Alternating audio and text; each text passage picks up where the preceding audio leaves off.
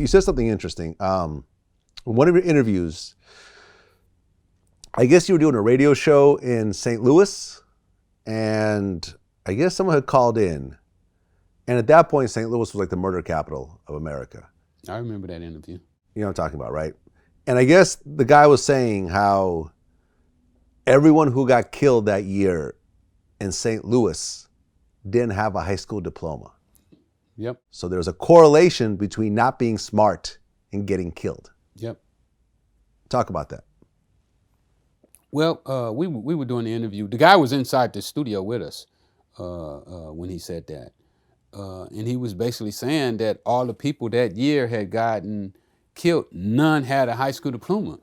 And what that told me was that people didn't use their minds well enough to stop somebody from killing them. You know, they couldn't talk themselves out of the killing, or they didn't handle it the right way that it should have been handled. But for some reason, they got themselves killed.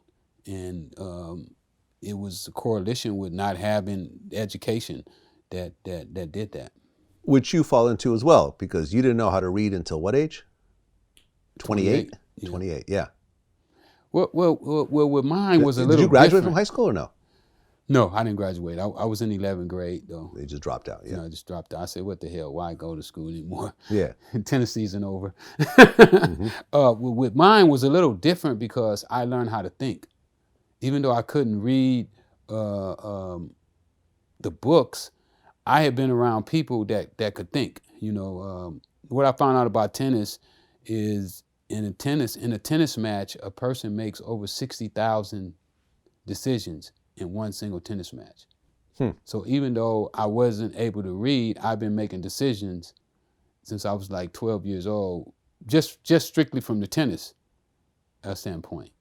And when I heard the guy talking about it, and I thought about what he was saying, I understood what he meant. Because, you know, when you're playing tennis, I could read my opponent's body language. Mm-hmm. You know, I could see which way he turned, and I almost knew where he was going to hit the ball. So that's kind of like predicting the future, almost like what I do now. You know, I can almost read, you know, I've been kind of like quarantined for almost a week and a half, when now everybody else is just starting to do it. You know, Frisco just did it, but I believe that it should have happened a month ago, and that comes from being a critical thinker, somebody that can think ahead of the game. Yeah, well, you know, speaking of teachers, you said that most teachers don't want to be there. That when you talk to most teachers and you ask them, did they want to be a teacher when they were younger? Most of them said no. They're just doing it because pays the bills. It pays the bills, and they're trying to move on to something else. And there was a theory. I remember there was a documentary I saw which made a lot of sense. Most people think, okay, you go into a bad neighborhood, it's going to have a bad school. But you could look at it on the inverse way, because when you look at the school system in general, based on the way the teachers' unions work and so forth, it's very hard to fire a teacher, no matter what they do. So most times these teachers get shuffled into these lower income schools. So you have these schools that are filled with bad teachers, the worst of the worst. Right. And with these bad teachers, a third or half of the students end up not graduating.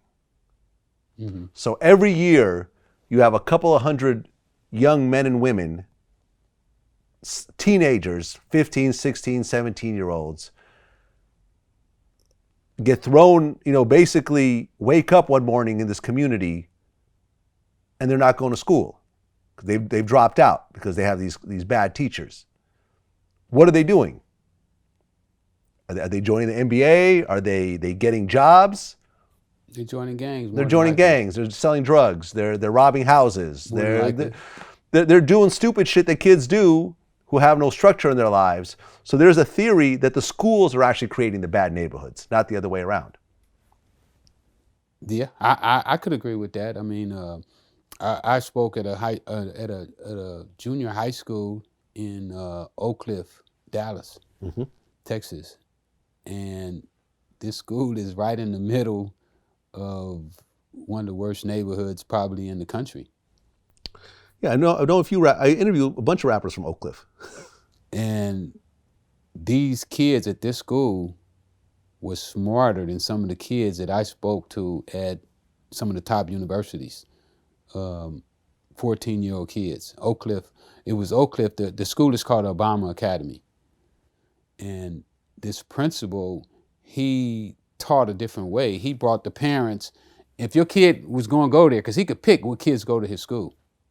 He could literally pick. So if you wanted your kid to go there, the parent had to get involved. Like every week, parents had to come there and cook lunch for the kids. Okay, that's They nice. had to come there and clean hallways and clean bathrooms. So he also brought the parents involved, in just the level of those kids' sophistication was like unbelievable. That's dope. That's dope. And shout out to LeBron with the whole LeBron Academy. Yeah, yeah. That's just fucking amazing. And Jalen Rose has something similar as well, who create these charter schools and free tuition. And now with LeBron, like everyone that graduates from that school gets free college tuition to like Ohio University and stuff like that. Yeah, that's dope. It's amazing. LeBron is dope. Yeah, very much so. He's doing some dope stuff. Yeah.